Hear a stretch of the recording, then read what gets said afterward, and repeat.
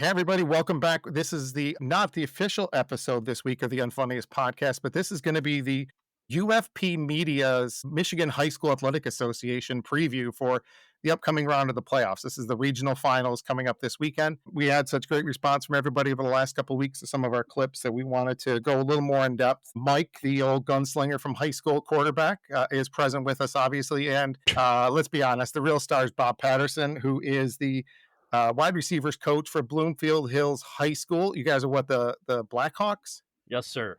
The 2-7 Blackhawks this year. So thank you. We are young. Yes, making strides. Exactly. So a lot of juniors, good. I mean, good seniors next year. So the real emphasis, we're going to talk about each one of the divisions, talk about some of those key games here. Spend about a half hour with you guys to kind of get a preview of what's going to come up this week. Let us get your feedback, what you guys think of what you guys want to see for next week. Leading all the way up to Thanksgiving Day weekend up at the, I was going to say Silverdome. God, how old are we going to say we say that? Ford Field, where the Michigan High School Athletic Association finals will take place. So that being Silverdome, yeah, old enough to remember playing at the Silverdome. Jeez. The AstroTurf. Giving you a hard time. That was the AstroTurf. I can't believe that was legal. Yeah. Why don't you go? Listen, what'd you just say before we went on camera in our little pre-show? Well, a couple things we've learned here over the state as it's kind of gone by is that none of us can actually figure out, and no one has any clue what the playoff points mean in the state of Michigan. And what that actually translates to. But number two, learned from, I think it was Broadway Media, who I'm going to have on tomorrow. I'm going to talk with him about some of the stuff up in Grand Rapids, Traverse City area. But the Michigan High School Athletic Association mandates at this regional level, if I'm not mistaken, that all of the games be played on turf. So none of them can take place on real grass. All these games are going to have to take place on AstroTurf, which is made for some unique situations where some of these teams that don't have turf in their fields now have to go play on regional games, have to play in neutral site games, and they have to travel quite a bit for these. So I don't understand that at all. Sorry, that doesn't make sense to me. Bobby, like you said. Yeah, I mean, as we were saying, actually that's new to me myself, but, I mentioned to you guys, like a lot of those small town up north, UP, I don't know how much turf is going on up there. So everything's in the Superior Dome. Still playing natural. Yeah, I'd be really curious. I'd be really curious to see what the actual provision is for that, as to why the MHSAA feels that they have to play on field turf as opposed to grass, which is where football originated, high school football. Probably being played outside is where it started. It's being played outside. It's a possibility of rain, a possibility of snow, certainly of cold and wind. For the love of God, we don't need to be playing. Anyways, well, the NFL, some of the teams still have natural grass, right? Some of the NFL teams still have still have grass. There's a lot of talk of going back to grass because of all the injuries that are happening on field turf. Yes, yeah. I don't know if you guys saw that, huh? And we all know like how that field is made up of, what that's made up of. Yeah, ground up tires. Ground up tires. Which there's been many, many, many reports, and now. Go ahead, Miller. What were you going to say? I have an update. It is not the 12 or not the 11-man football. I was mistaken with that. The Michigan High School Athletic Association requires 8-player football semifinals to be played on artificial turf. So official apologies. It is not the 11-man, but the 8-man football idiot. For some reason. You've taken us down a rabbit hole that we didn't need to go down, you buffoon. Who cares? I mean, either way, it's... Yeah, well, I was just going to say about the turf, like, do you guys remember, like, the first time I was on it, we were on it, for me, I think, was Keyworth, right? Redeemer. No, Keyworth had grass. Well, just like saying Denby had grass. Denby didn't have grass. They had the field that we played at. It was like, that's when it was introduced. It was like... Maybe. Well, you guys remember, real quick, Denby's field. How about the glass that was interspersed with all the mud and dirt? And Bobby is, once again, the concussion you got, but no one knew there was a concussion there. Different time. I got, well, first of all, vomiting everywhere. Still cleaning out dirt after that, but that was a Z out. It was a Z out. And I got lit up, but I made the completion, brothers. Completion, brother. And I got up because I didn't kind of know where I was at. We still don't know where we're at. I kept playing, man. Let's go. All right, well, let's get started. Let's start in Division One. Bobby and I started here a little bit earlier, Mike, but Division One is where some of these best games are going to kind of take place. So that first one we were initially discussing is going to be played on Saturday, Hudsonville versus East Kentwood. And Bobby and Mike, when you talk about West Michigan football, I think these are probably along with East Grand Rapids, these are probably those two schools that you think of when it comes to high school football on the west side of the state. Yes. East Grand Rapids for sure. I mean, that's Yeah. kind of a name synonymous with high school football. Right. Yeah. But these two, East Hudsonville and East Kentwood, I mean, both these two have had solid seasons. We kind of go into some of their games here on. Hudsonville was there last year. They were there last year and lost to Cass Tech in the Division I state championship. So this isn't really new to them. No. And you got the number 2 team in the state versus the number 5 team in the state when it comes down to this. Hudsonville coming in at 11-0, East Kentwood 9-2. Really, incredible game for a Saturday. They played earlier this year, actually. Hudsonville. Oh, that's right. And Hudsonville won 43-42. Okay. Kentwood has a receiver by the name of Amon Edmonds. Mm-hmm. Last week, he had 11 passes for 271 yards. Jeez. And three scores from Michigan State quarterback commit Keon Kaufman. I think that's his first name, but last name Keon. Yep. Yeah. So it's a rematch of a 1-point victory. Who played 43-42. Holy cow.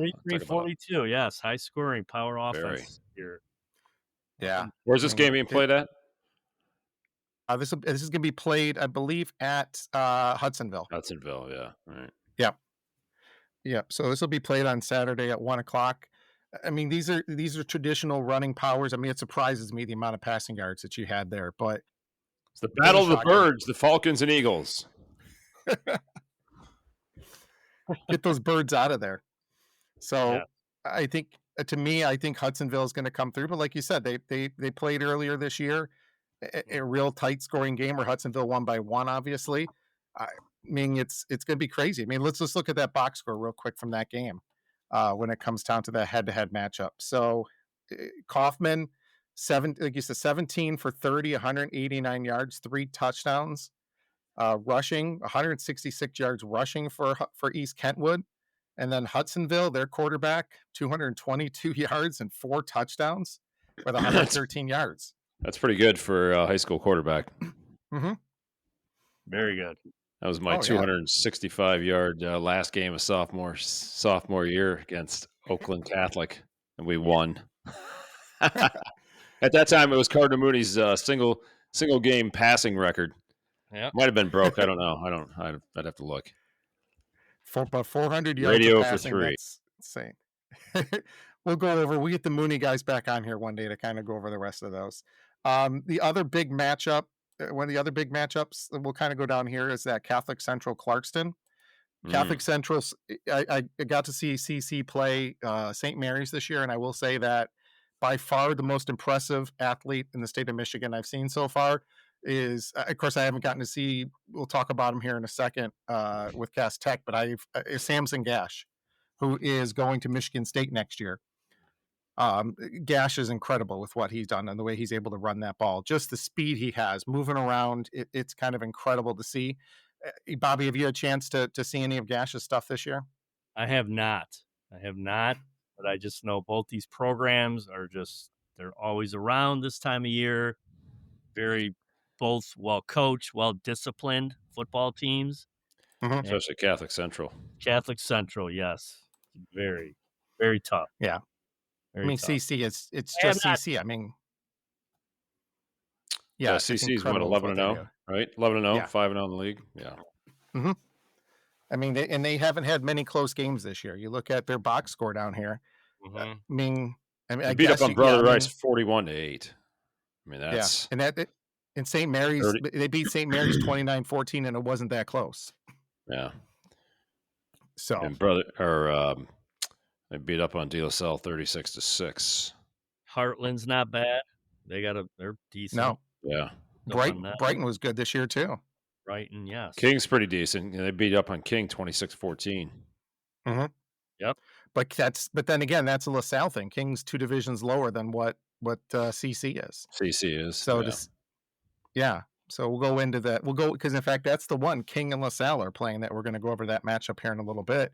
Because once again, someone's got to tell me what these really mean. But to me, I can't see anybody beating CC. I'm sure you're going to have a lot when it comes to Clarkston that they could have some of that, but I think CC is just going to run rampant. They're going to take over and probably win this. It's going to be, well, let me rephrase that. It's going to be CC and probably Cass Tech playing it.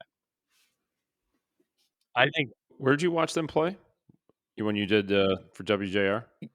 Yeah. It was at CC, and it was St. Mary's, the Eaglets, one of the cool nicknames, playing against CC that game, and that's after St. Mary's absolutely destroyed LaSalle. That was the game they held at Jimmy John's Field.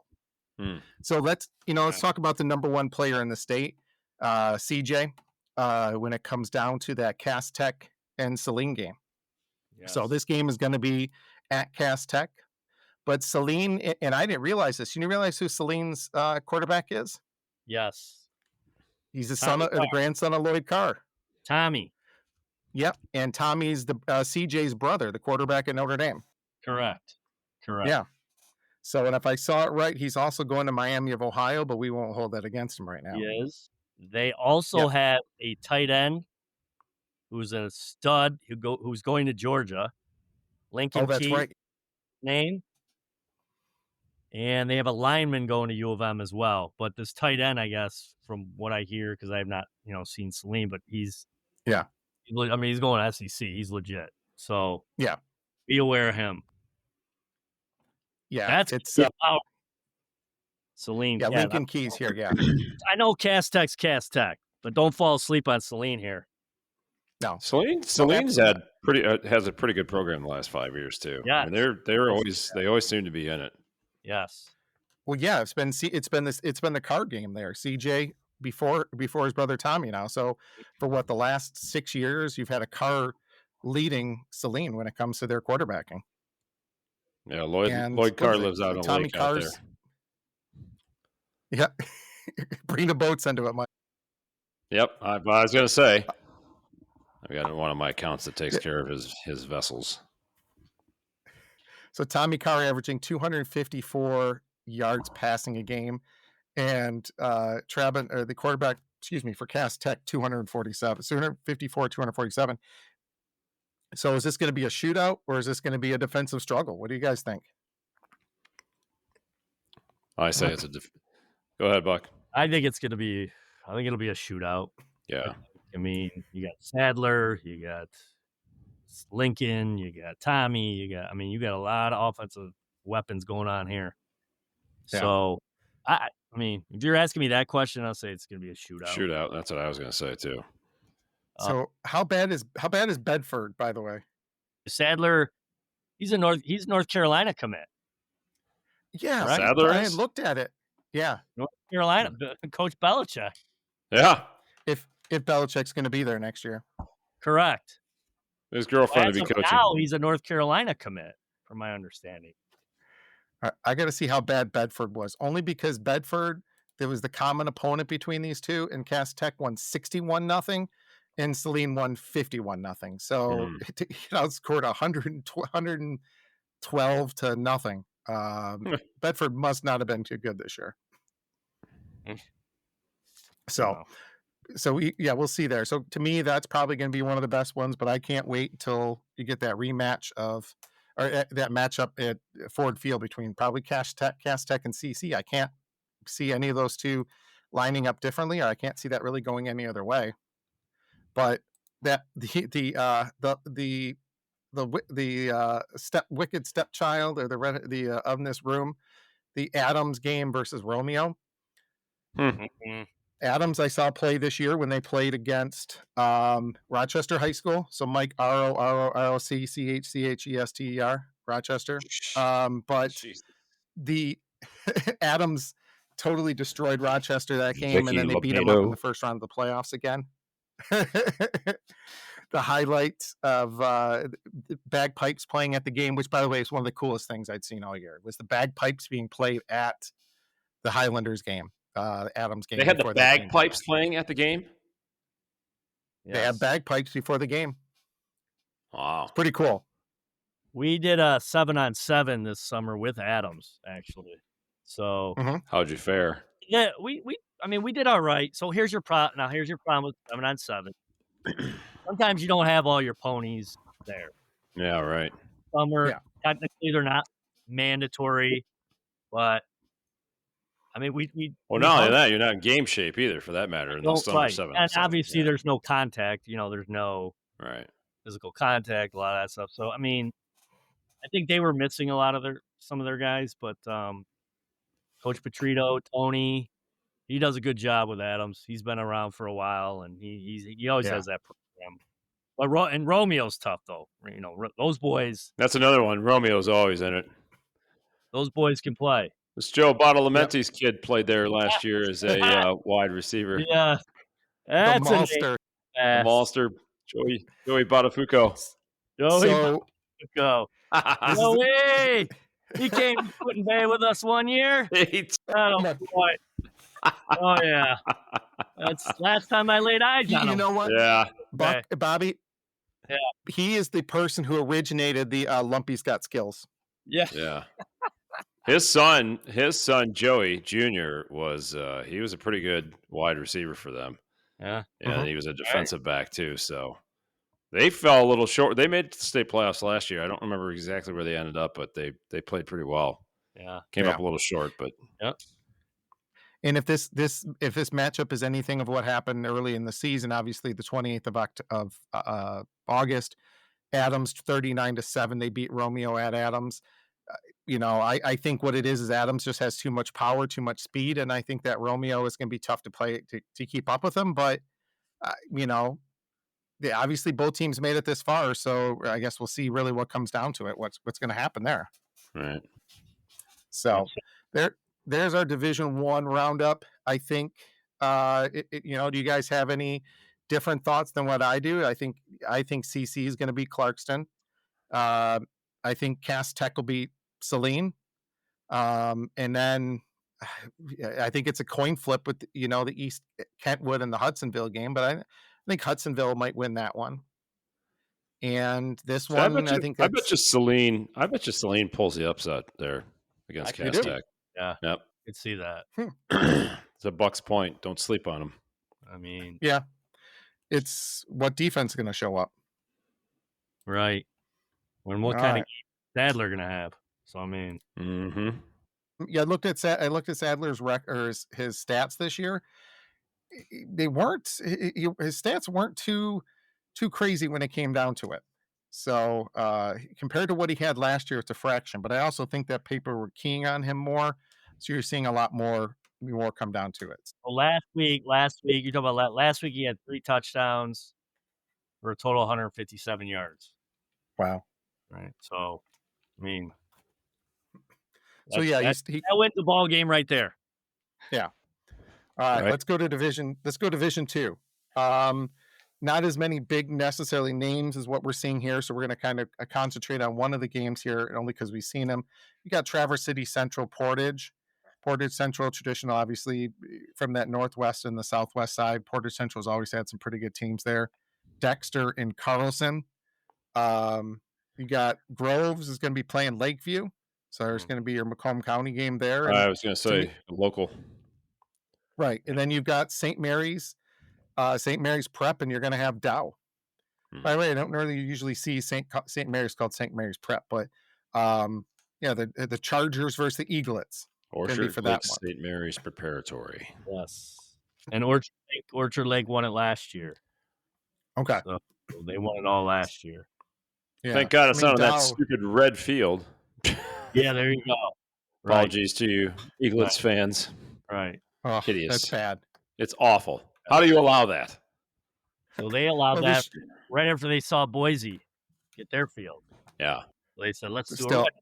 Yeah. Bobby, nothing is as bad as your Eastern Michigan going to work gray field. Yes. I love my EMU, but yeah, I'm not. It's hard for me to do that. I mean, Here's the old man yelling at the clouds again. Football on grass and green. yeah. Man. Absolutely. So let's go Division 3. Mike, here's where you come in and you see your East Grand Rapids playing against Mount Pleasant. Yeah. Mhm. That So, should actually be a really good game. yeah, I mean, Mount Pleasant 11-0, East Grand Rapids, Grand Rapids 9-2, but East Grand Rapids is like everybody else in this division. They Houston play up. Oilers. I didn't know there was much oil in Mount Pleasant, but Mhm. both teams doing, good year. But you look at what Mount Pleasant, they put up 391 points in their 11 games. So averaging 34 points a game, 35 and a half points a game there. It's pretty East Grand incredible. Rapids 293. That should be a shootout. It should, Mhm. yeah. So, they're both teams have played really well. Both teams have come in through there. I mean, on paper, yeah, it looks like Mount Pleasant should be there, but I think East Grand Rapids has that tradition. I think probably a lot more than what Mount Pleasant does when it comes to a lot of that. All right. Bobby, anything you've seen either of these teams or anything from there? Yeah, I haven't seen. I mean, when you get to these guys, I mean, when you talk about these guys, the Mount Pleasant, East Grand Rapids, the west side of the state is, they know how to play football. Powerhouses. So they are powerhouses. Yes, kind of Yeah. similar to up north. You have more small town guys. So, yes, East Grand Rapids they're consistently around a lot. I remember back in our Lasser days, Yeah. they were the team. Yep. In Division 3. Well, who was it that beat us in the semifinals? Not the year that the kid that went to Michigan, but the other year, the west side of the state team. Oh, I can't think of it right Caledonia? now. You know what I'm talking about? Caledonia. Yep. Caledonia. So I was my first year at Bloomfield. It was 2008. Same here. And we went to the semis and played Inkster, Devin Gardner. He was a junior at the time. Yeah, with Devin Gardner there. About that. Yeah. And he was a stud. Devin Gardner was awesome. Yeah. He was good. The problem with him is he wore number 97 as a quarterback, which is yes. You kidding me? That was awesome. No, it's not. You cannot wear a little 97 as a quarterback. Somebody came in the other day. Where the heck was it? They had a number 85 on. Like, whoa, no, do not let a quarterback step on the field with anything more than a number 21. That's it. No, look at for the Lions preseason when oh God, who was the quarterback they had that then began being the coach for the Miami high school that got kicked out of Miami high school? He was a backup from the other year last year. You talking about that came in for the playoffs last year? Yeah. Yeah, but he wasn't wearing a high number, was he? No, he did. He had number 67 in the preseason one year. Oh. Yeah, because he couldn't get his normal number. Who? 7! Yeah. How many times a day do you hear that, Bob? Too many. Too many? Too many. Are you starting to give him detentions for it now? I'm just right. No, that's done. Everybody loves it. So teachers love it. Everybody loves it. All right, let's get back on track here. So I think the game of the week in Division 3 are against one team under 500 and another team 7-4, but both of them playing much teams higher is the King versus LaSalle game being played at King Friday night. LaSalle was 2-6, were they not originally? 3-6 going into the playoffs. Right. Yeah. And granted, they've blown out the last two opponents they've had, so they're playing good ball. King has been playing good ball too. I mean, King scored 404 points this year, so pretty darn good there. They're almost 37 points a game. But to me, I'm going to eat crow again probably because I think LaSalle's going to win this. My gut telling me it. Well, you can draw the correlation to the Baltimore Ravens in the NFL right now. When they were 1-5, they were still the odds-on betting favorite to win the AFC Central. So no, this would be like the Tigers, the Erie minor league team playing in the major leagues for their regular season, and then going back down to Double-A for their state championship run. Yeah, I mean, that's really what you're seeing. Is you're seeing a Yeah, team because they that were had playing no up. business. Yeah, well, you can see they got throttled by CC, they got throttled by Orchard Lake St. Mary's. By Rice, by all these guys, Yeah, yeah. by all of them, yeah, and then they go back, go down a division. Yeah. See, you go down to Division 3, and this is, now they're playing against teams their size. They're playing against teams that they should have been playing against the entire season, but, it's just the way that league worked, and LaSalle technically had a down year, but I think they're Right. still playing pretty good ball right now. Yes, they are. So, Bach, who's the and head for coach those at LaSalle? Oh gosh, I'm drawing a blank. Yeah, I am too. And for Sure. those that don't know, during LaSalle championship runs a few years ago, was your dad the defensive line coach, Bobby, for them? At LaSalle, Yeah, he was a tight yeah, ends. Tight ends. tight end coach. So Andy, my brother Andy was receivers. yeah, so Jack and Andy led that team pretty well. Yes, they were. Well, I mean, credit, Coach Giannone. He was there, and he runs a good football. I mean, he can coach. Just say that. Yeah. Yeah, He can. So, absolutely. and then De La Salle is De La Salle. So they get great kids every year. Mhm. And It is pretty amazing when you look back at over the years. a lot of kids, right? That go on there and go there, and so I mean, just consistency in draw of, you start having a successful football program or any sports program for that matter at the high school level, and you start getting eyes open to the potential. I mean, parents obviously want to send their kid. If you got a stud athlete, especially in football, and you want them to go to a program at high school where they're going to get a lot of visibility. I mean, this is again the consistency of high visibility schools over the last 30 years. It's perennially usually the same teams, and then this is how these coaches, that to their credit, they do a pretty good job of recruiting these kids, quote unquote recruiting, uh, to go to the high schools. So yeah, I mean, whether it's CC, whether it's De La Salle, I mean, obviously Mooney's not necessarily known as a powerhouse in football, but okay, so look at North really quick, Luther North, right? You've Yeah. got Wenzelberger, who's done a phenomenal job coaching there, and he's really built that program to a point where he's starting to get these kids, these higher profile kids that want to, at least in Macomb County anyways, obviously, that want to go to North. They want to play at North. I mean, they went pretty deep in the state playoffs last year. They obviously got bowed out pretty quick in the first round this year, but they were young. But he's got a core group of kids that he continues to bring up, coach, mentor, whatever you want to say, and it's pretty cool to see. So yeah, it's to my original point. When you've got a good program, a year over year, it's pretty impressive how they build up on that. So right. Once you get your guy, yeah, you get the kids to buy in. right. You win a few games. You Yep. get playoffs. You win a playoff game here or there, and then you just build from there. And look at Lakeview. Go look at Division 2. Oh yeah, Yeah. right. Heard or seen Lakeview in a regional. So got his last name's Coach 3 at Lakeview. That's doing a heck of a job. Yeah. You know? So let's talk, Michael. You mentioned Luther North. Let's talk about the team that they lost to first round, which is, it wasn't like it was a cake team they lost to. Harper Woods 11-0 right now coming into this round. Yeah, right. Against Divine Child. And the reason we talk about this game is a unique thing because it's not for the play on the field necessarily, but what happened off the field at Harper Woods in the parking lot after that game.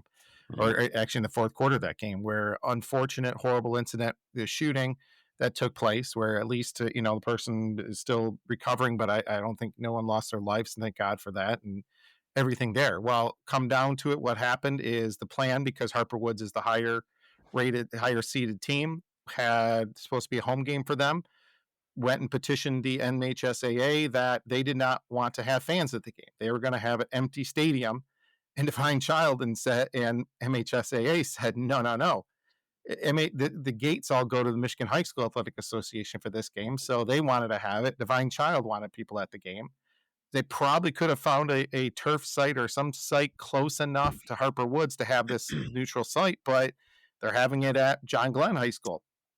So closer, Bobby mentioned, what, 7 miles from Divine Child and 34 miles from Harper Woods. Not granted, it's not huge. It's not like a team from the UP having to play in Ann Arbor or anything, but still, it's more of a home game for Divine Child than it's going to be for Harper Woods. Mm-hmm. But so, go ahead, Buck. Go ahead, Mike. Go ahead. No, I was going to say. So, what was the whole premise of not having fans at why did they want to do that? Because I mean, I understand this is after the shooting shooting. last week. And I had heard they didn't have the proper safety or security. Okay, so that's where I was going, because usually what I think what most places, venues, want to do is they have an overwhelming amount of security to make people feel Correct. better. Because I do think if they would have done something like that, it hurts the teams, it hurts the kids. Yeah. You certainly don't want to run from. And listen, I'm not going to get into the whole shooting thing and everything else, but I don't think you want to show a sign of frightenedness either. So, but yeah, the MHSAA was in contact with both schools and determined it was best to move the game to John Glenn, which is not only able to provide safety precautions, but will allow for more fans to attend the game. John Glenn High School sits about, to your point, Mark, 7 miles from Divine Child, but is more than 30 miles from Harper Woods, who, of course, was originally scheduled to host the game and to be the home team after receiving the highest amount of playoff points in the state. Yeah. So, yeah, I mean, yeah, here you go. Divine Child High School addressed the relocation in a statement saying capacity was their primary concern. And there's concerns about safety following last week's incident at Harper Woods football game. Divine Child's primary concern was stadium capacity. For a game of this magnitude, we feel it would be unfair to both teams and their supporters who have followed them all season to have such limited attendance. John Glenn High School was the nearest high school to both DC and Harper Woods, offered by the MHSAA to host, and could accommodate more than 2,600 spectators with a safe environment for both communities. So that's pretty cool. 2,600. That's, you imagine that? That'd be a heck of a crowd at a high school football game. So. Yeah. So, Bobby, who's Divine Child's got a couple top players, a couple being recruited, isn't there? Who's there? Yeah. Is it Vinny? We actually played them last year. Last year. They're tough. They got tough kids. I'm not totally sure who the kids are that are going to the next level, but the last 2 years here, they've done really well and they can play. So don't count them out here. Yeah, I mean, it looks like the Vitti brothers, Vitti. Looks like there's 3 of them that are there. All pretty good, and from looks at, I can't remember, and obviously people let us know who we that would be recruited by, but pretty good there. Now, so that we're looking at was a Division 4, now Division 5. But go back to that. Oh, go ahead. Here, really quick. Yes, these guys are playing in the regional, getting ready to go to the Final Four, have a chance to go to the Final Four in their division, right? Us, to me, what I'm telling my guys, I don't care where we play. We'll strap it up, go out in the parking lot and play if we have to. I mean, this is what it's about. Just woke me up. You're going to have Let's go, right? Let's go. I mean, that's true. I don't care where we're playing. Let's go. So that's and as good as I'm telling my guys. And I know that's our mentality too here on this call. Yeah. No, you're going to play. You're going to go all out. But now that being said, I think that gives Harper Woods one more ounce of, what's the word? One more thing of us against the world. Let's go out there, and after they screwed us over, let's try to go play a little harder there. So that was Division 4. Division 5. Bobby, the reason we're bringing this one up is your Notre Dame Prep. For those that don't know, Bobby is the assistant principal at the elementary school on site for Marist Academy with Notre Dame Prep on their campus there. So Notre Dame Prep, what do you know about the Notre Dame Prep team? So yes, I'm rooting hard for these guys. I love these guys. At Fox, he's the head coach. He does a heck of a job with this team. Jason Whalen, he's the offensive coordinator. Also works in the building. He does a heck of a job with his kids. Sam Stowe, the quarterback for prep. Taught him in 3rd grade, by the way. Tremendous, great kid. Yes. I mean, he comes from a great family. He's puts up numbers like you wouldn't believe. The last 11 out of 12 games for him, he's completed 177 out of 249, completion percentage of 71%, over 2,278 yards. He's won it all last year at the helm at the quarterback position. Their defense, I didn't see a lot of games this year. Last year, what I could say, and I'm sure I could say this about this year too, they get after it. Their defense gets after it. I mean, you talk Swarming. gang tackling. That was a big thing I noticed last year, and I know he's got his guys doing that. I'm sure this year they get after it, man.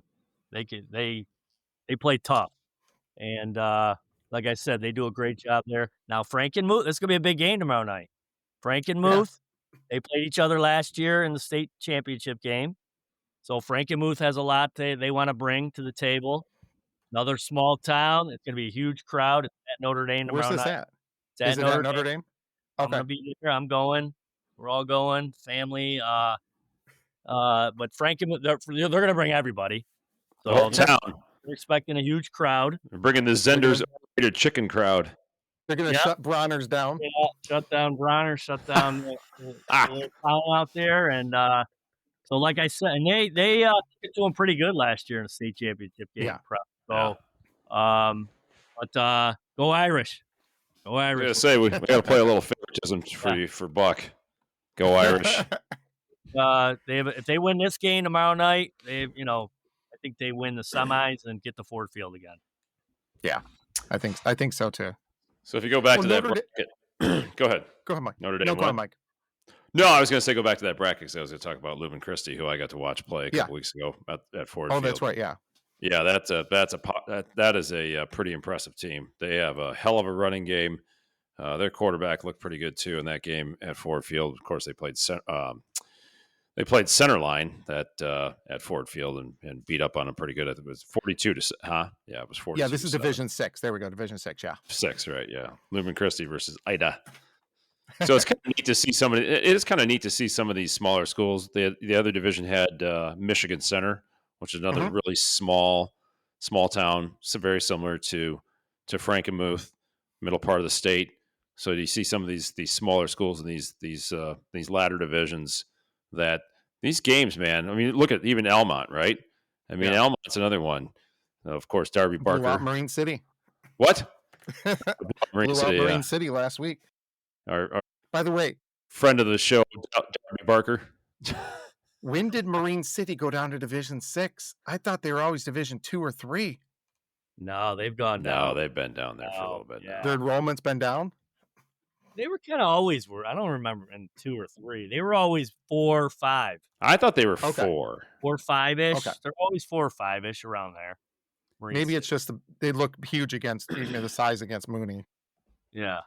It's McAndrews. McAndrews he's pulling all the Marine City kids out of Marine City High School, getting them to Mooney. Yeah. So one of the things I want to talk about, and I'm actually gonna have a guest on tomorrow, and I'm gonna interview them and be a separate interview, is somebody from there's if you heard, Mike, I sent you this article about Goalpost Gate. Have you heard of Goalpost Gate? I did hear about Goalpost Gate. That is Kingsley, who for 16 years had goalposts donated by a college, and they were using them. Well, then come to find out somebody, and it's unknown who it is, they calling it the Karen of Traverse City, called up the Michigan High School Athletic Association, and Kingsley had to replace their goalposts during the week in order to play that game, because they were, and from everything I've read, and I'll correct this if I'm wrong, was 5 feet short, 5 feet less wide. It should have been 5 feet wider, let me say that, than what the goalposts were. And so what do? Do you go back these years and say how many field goals were missed that they should have won, or everything else, and it comes down to it? So that raises the question of, yes, you correctly termed this person a Karen, who must have been out there with her measuring tape. I mean, What? But So no, even so, if it's that short, I'm gonna be the one telling on them. I mean, you can't play a game with. I mean, if it's different if it's 1 foot, 2 feet, but 5 feet, 5 that's feet a is big pretty difference. substantial. It's 2.5 feet on each side, right? Mhm. Yeah, last minute complaint forced the Michigan high school football team to adjust its field goal posts at its home stadium hours before a playoff game last Friday. Division 6 Kingsley scrambled to fix its goalpost at Rhodes Field in Kingsley ahead of its district final showdown with Traverse City for St. Francis after a parent of a St. Francis player notified the Michigan High School Athletic Association that Kingsley's posts were not regulation size. It says goal regulation size or what? Dude, listen, I couldn't tell you the last time I looked at a goalpost, especially I guess at a high school. I mean, usually the high school field goal posts Well, are a little bit shorter, anyways, right? As compared to the is that NFLs that are. Norman Dale's mom from Hoosiers when he gets the Norman Dale when he gets the measuring tape out? It's 10 Yeah. feet high. Yeah, He puts Ollie. Gets Ollie up on one of the players' shoulders. man. 10 feet. 10 feet. Same as back in the gym at Hickory. Yeah, I Free mean, throw line, 15 feet. yeah, it is pretty funny if you think about it, though. I mean, seriously, like, well, it looks like you're, yeah, it looks like you're definitely way narrow. Whatever, it is what it is. Yeah, I'm gonna go out. We're bringing every game I go to next year. I'm gonna bring a measuring tape and I'm gonna measure every goalpost to see if it's the regulation size. So how long? This was how many years? I mean, it's been like this for how many years? 16. 16 years. So it's like, what happens to all those games that they won? And I mean, yeah, are they forfeited now? I mean, it's silly. It's silly. Yeah. Well, I mean, like, you'll have a Karen out there that will. That'd be Jack Patterson. Well, then. Oh man, they got the picture of the cranes out at Kingsley, putting up the new goalposts. Yeah. 5 feet is pretty significant, though. Well, the next year, I mean, the team that goes there next year to open the season is going to be like, we're going to measure that. Marc, exactly. I will measure it. Yeah, exactly. Every team, and for everywhere, is going to do that nowadays. Like, I mean, but then again, you also wonder, like, how many does the state actually have anybody that kind of regulates that? Are there officials supposed to take a look at that? It's a stupid thing that you never think about. So that's what I was going to say. So it's funny how things bring up thoughts and questions in your mind, but it does beg the question: should the officials maybe be looking at that kind of thing? At a football field. I mean, that they clearly look at yard markers. They look at other things like the curvature of the actual field. I mean, these are things that seem stupid, but at the same time are legitimate concerns. You would think that it would be part of the officials' job, quote unquote, to measure something like that. I would think, and listen, these officials, I give these guys all over this state a lot of credit, and I'm really all over the country because we're talking about officials, but the shortage of officials and what these poor people have to go through, the heckling from some of these absolute buffoons, also known as parents, that give these people that hard of a time. Yeah. You not raise your hand. I get it. There's definitely obviously questionable calls, but at the same time, these people are human beings, but nonetheless. So. Yeah, absolutely. But you know what? It just goes to. I mean, it's 4 different controversies, I guess, if you want to call them gates that we've seen so far. We've seen Halloween Gate and the 8-man game where Mendon had to won their game because the Grand Rapids Christian School said they wouldn't play on All Saints Day. Oh, but but to me, I think that was a power play. That was a gamemanship by the Catholic school, the Christian school. How many times do you think we've ever not played on a Christian holiday, All Saints Day, anything else? Like, we would have played on that. We played on Sundays, for crying out loud. So I think that was a little gamemanship that they did, and they lost in the end with that one. Played on our own birthdays. Oh, goalpost gate. Oh, you got playoff points gate with LaSalle making the playoffs, And then you got Gungate with no fans in the stands. I mean, it's 4 unique stories you've kind of seen here in the playoffs so far. And Yeah. I think we're all rooting for the Elmont Fighting Derbies. I think that's who we're all kind of rooting for anyhow when it comes down to that. So Yeah. Yep. now let's go to Division 7 and Division 8 quickly. It's pretty funny how Division 7 and Division 8, you see a lot of these same names typically pop up over and over again. Shelby, Menominee, I can never pronounce it right. Menominee, Hanover Horton's Menominee, Hanover Horton Schoolcraft. Millington, like you said, won the state title last year. Of course, they beat Lutheran Northwest last week, 49-0. Pewamo, Westphalia, that's always there at Ithaca as well. These teams are always there. It just seems like these smaller schools, and it's always going to be, kind of playing through there. Eel City. Eel City's always there for Division 8. So see, you got another. Okay, so this is kind of going to my point about these small schools, middle part of the state. So you got Clinton, you had Saline, you had Michigan Center. Those are three schools within a 20-mile square radius of each other, essentially 20 to 30 miles. Yeah, Washtenaw County. Yeah, right. So you're starting to see some powerhouses coming out of the middle part of the state. Well, and I think what you're seeing is you're seeing a lot of people moving into that area, and that Ann Arbor area is spreading out. Yeah. And you're seeing that population expand, and that's why you're seeing, I think, a lot of those teams just kind of going up from there. Yeah, anybody that hasn't been in that area, the Saline especially, Saline has just absolutely exploded. Oh yeah, with population growth. I mean, Michigan Center and Clinton to a lesser degree, but they're a little bit further west, more part of the middle part of the state, I guess you would say. But it's whatever they're feeding those boys out there. Yeah. So, and then our last is Division 8. Bark River Harris against Glen Lake.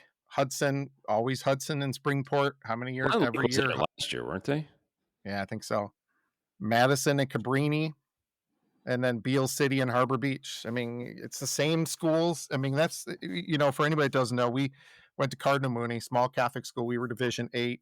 Our senior year, we went 6-3, and thanks to Lutheran Northwest, them forfeiting a game, we missed out on state playoffs because it was a forfeit instead. But no, that was Taylor Light and Life. Yeah. Oh, Taylor Light and Life. Taylor Light and Life. People Taylor Light and Life. Amen. Yeah. Amen. Taylor Light and Life. You people are savages. You robbed us. Automatically made it. Yeah. Yeah. We would have automatically made it, and we would have gone deep. We would have beat them. Yes. Well, dude, that would have been a throttling. Right. And we get in the playoff. Just chip in a chair. It's all you need. Correct. So, but I mean, that's kind of a rundown from this week with our regional finals. I think you got some great games, especially, and not to knock some of those lower divisions, just some of those teams we're not as familiar with. Most of them take place upper, the northern Michigan, west side of the state, and even some a little bit further here away from some of the larger schools. But you got great football here in the state of Michigan. If you don't get out on Friday night, tomorrow night, Saturday, there's plenty of games available. It's a huge thing. And kind of last thought before we kind of sign off for this high school edition, Bobby and Mike, what are kind of last thoughts when we come down to it? Buck? I'll go. I think when you get to this time of year and you get to regionals, it's pretty special. Like everybody's pretty decent. So it's pretty special because you have a chance to get to the Final Four, like I said, in your division. And it's, you never forget these moments, right? I mean, we just talked about our senior year, 6-3, and that's what it's about. These kids have these moments that they'll have for the rest of their life. And regionals here starting tomorrow night. When they get together after they graduate, they're going to be talking about, tomorrow night. So good for these guys. Good for these schools. Again, though, go Prep, go Irish. But we'll see who's going to be on the Final Four after tomorrow night, after Saturday, really, because there's a few Saturday games. Yeah. But this is great. It's a great time of year. High school football is the best, man. So I was just going to say, it's the best. It's the epitome of everything from your youth. Not that the players need any extra motivation, billboard, whatever, but I think this is the one thing that most of us, Buck, obviously you've coached Mark, you've coached, but you use it in your talks, speeches to the kids. You talk to it with about your own kids of harness the moment, seize the moment, whatever it might be. I mean, this is something, to your point, Bobby, you're never going to forget this the rest of your life. I mean, look at how many times the three of us and the rest of the guys start reminiscing about the old days, right?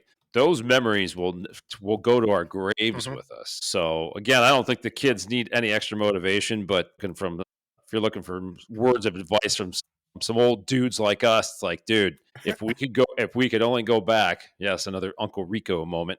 But if we could only go back to relive all those moments again, I'd give just about everything outside of my kids. For sure. Yeah. So this, like you said, epitome football, Friday Night Lights, high school football. It's exhilarating. So here's the best how you look at this. We start in the summer, right? Early summer. I mean, probably May, June. Yeah. Now you're at this stage in November for practice. It gets dark earlier now, right? So your practice has got to kind of maybe be shortened up a little bit. When you get to drive home this time of year and you put your radio on and you're listening to Christmas music, where you started, from where you started, right 4th now, of July music. I mean, there's nothing better than that when you think about that. No. I mean, hey, look at how far we've come. Look at what we can do. The grind, right?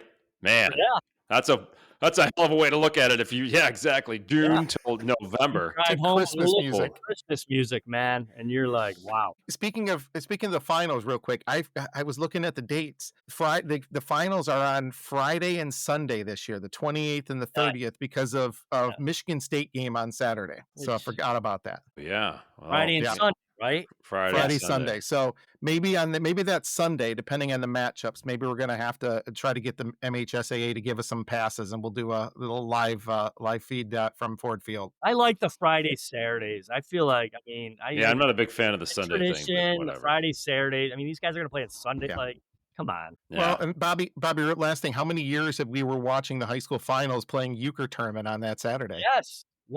It was always that last game, the 7:00 game. Yeah. 7:00 game. And it was never on the real Fox Sports or Pass, because it was always a Pistons or a Red Wings game on. And Friday was always the even number games. Is it? Yeah. 2, 4, 6, 8. Is that what it was? Yes. Yeah. 8 was always the first game at 10 a.m. And I always think of that. Like, man, if we were there, we'd be playing at like 10 a.m. Yes. None of us would have slept the night before anyhow. Some of those up north teams, and Thanksgiving and get a hotel. They have right. They have to. Yeah.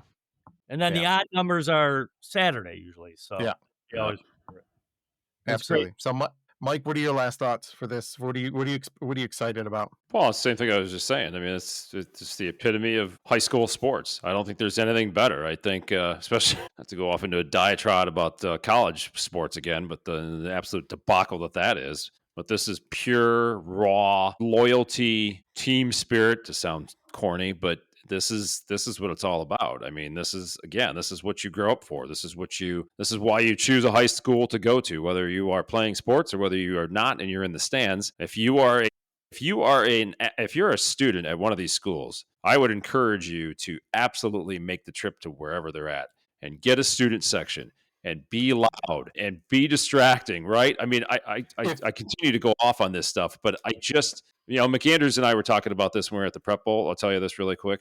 And he said the same thing. He's like, we're losing these kids.